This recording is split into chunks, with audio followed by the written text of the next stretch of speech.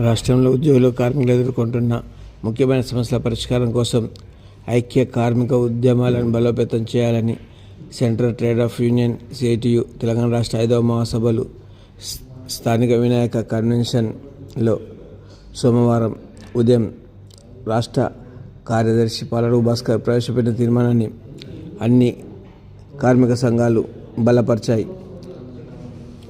కార్మిక ఉద్యమాల నిర్మాణం కోసం వచ్చే సంవత్సరం జనవరి ఫిబ్రవరిలో రాష్ట్ర వ్యాప్తంగా లేదా దేశవ్యాప్తంగా ఉద్యమాలు చేయాలని నిర్ణయించాయి.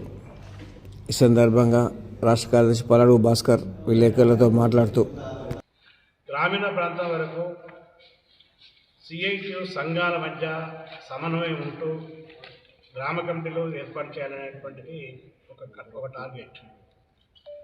ఈ మహాసభ సందర్భంగా జిల్లా కమిటీ 100% ఆ టార్గెట్ని చేరుతుంది.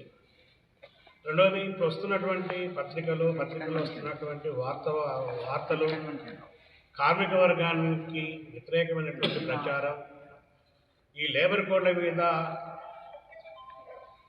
ఈరోజు వస్తున్నటువంటి అభూత కల్పనలు, వీటన్నిటికీ ఈ మహాసభ మొత్తం కార్మికుల యొక్క శ్రమతోనే వాళ్ళు చేసేటువంటి జీతం, ఒకరోజు జీతం, ఒక పూట కూలీ, వాటితోనే మేము నిర్వహిస్తున్నాం. ఇది ఒక అద్భుతమైనటువంటి ప్రయోగం.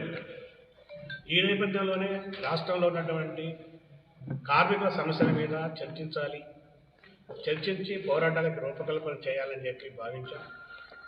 ఆ పోరాటం కేవలం సిఐటియు మాత్రమే చేస్తే పరిష్కారం అంత కాదు.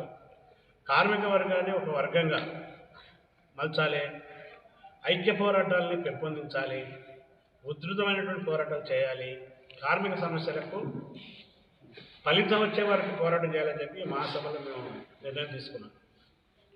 అందులో భాగంగా ఇప్పుడు ఉన్నటువంటి ఈ నేపథ్యంలో ఉన్నటువంటి దాంట్లో కార్మికులకి కనీస వేతనాలు సరిగ్గా అమలు కావట్లేదు. చాలా రంగాల్లో, చాలా సెక్టార్లో చేసినటువంటి పని కూడా నెల వచ్చేటువంటి పరిస్థితి లేదు. వేతనాలు బకాయిలు ఉన్నాయి. పెరుగుతున్న ధరలకు అనుగుణంగా కనీస వేతనం 26,000 రూపాయలు ఇవ్వాలంటే పాలకవర్గాలు పెడచోన పెడుతున్నాయి. అదేవిధంగా మన రాష్ట్రంలో 73 షెడ్యూల్ ఎంప్లాయ్మెంట్స్ పరిశ్రమలు ఉన్నాయి. 1 కోటి మందిగా కార్మికులు ఉన్నారు. వీళ్ళ యొక్క జీవోలు సవరిస్తలేవు. గతంలో ఉన్నటువంటి టీఆర్ఎస్ ప్రభుత్వం జీవోలు సవరించి